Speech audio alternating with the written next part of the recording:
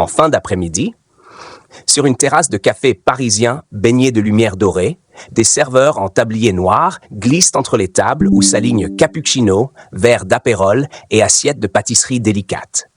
Des rires étouffés montent du brouhaha.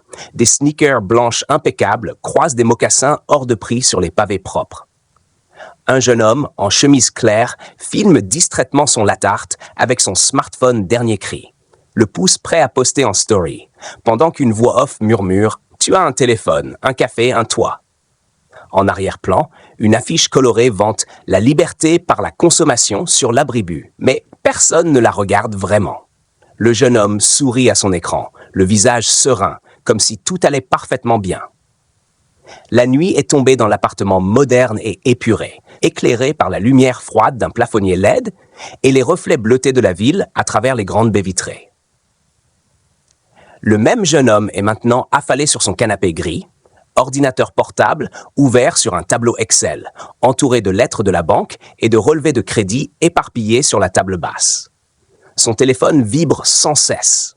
Notifications, mails professionnels, rappels de paiement imminents, tandis que la voix off poursuit calmement. Tout semble aller bien, mais derrière cette illusion, il y a des crédits. Son visage se crispe, sa jambe tressaute nerveusement. Il passe la main dans ses cheveux en soupirant. Merde, encore le découvert. Le tic-tac discret d'une horloge murale rythme son anxiété, contrastant brutalement avec l'ambiance détendue du café. En plein soleil, sur une plage méditerranéenne bordée de parasols colorés, une jeune femme en maillot élégant pose devant la mer turquoise, son smartphone levé pour capturer le selfie parfait avec les falaises en arrière-plan. Autour d'elle, les corps bronzés s'étendent sur des transats, les glaces fondent lentement, les rires d'enfants se mêlent au roulement régulier des vagues et aux cris lointains des mouettes. Elle enchaîne les pauses, ajuste ses lunettes de soleil et souffle avec satisfaction #vacances, #liberté, avant d'appuyer sur publier. La voix off murmure en contrepoint sur un ton presque doux. Des vacances. Une vie qui a l'air légère. Le cadre est idyllique, saturé de couleurs, comme sorti d'une publicité de tour opérateur.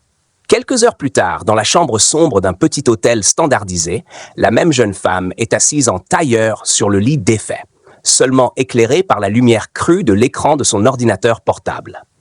Sa boîte mail affiche des dizaines de messages non lus et une fenêtre de son application bancaire montre un compte à découvert et un crédit à la consommation qui grimpe, tandis qu'une notification clignote.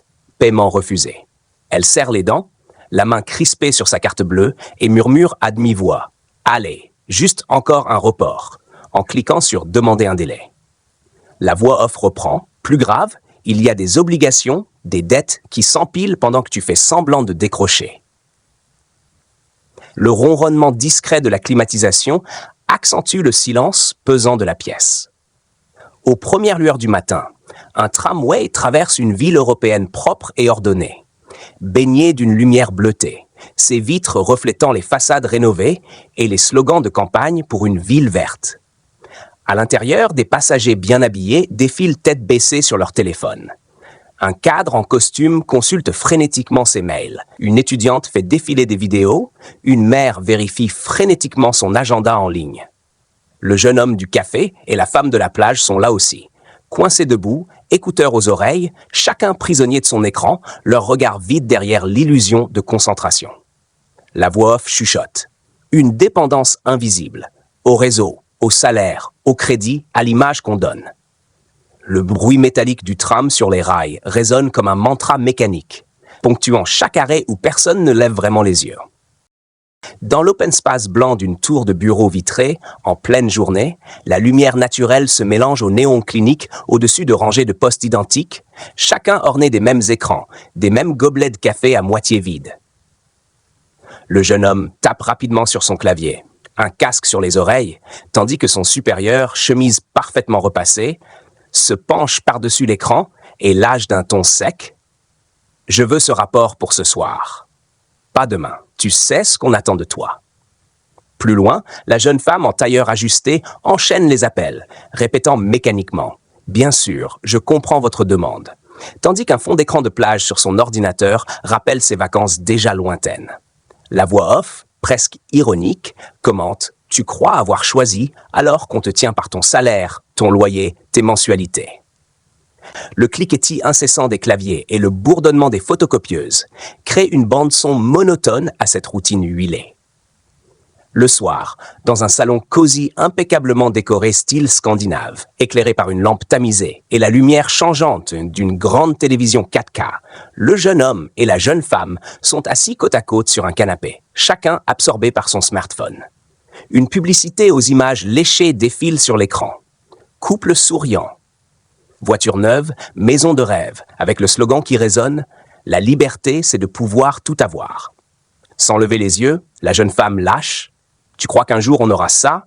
Et il répond d'un rire amer « On l'a déjà, à crédit ». La voix off se superpose, nette, tranchante maintenant. Ce n'est pas la liberté, c'est un confort contrôlé. La caméra s'attarde sur la multitude d'objets connectés autour d'eux. Assistants vocaux, montres, box internet. Avant de revenir sur leur visage, figés dans une fatigue silencieuse. Alors qu'un message de la banque s'affiche en notification sur l'écran du téléphone posé sur la table basse.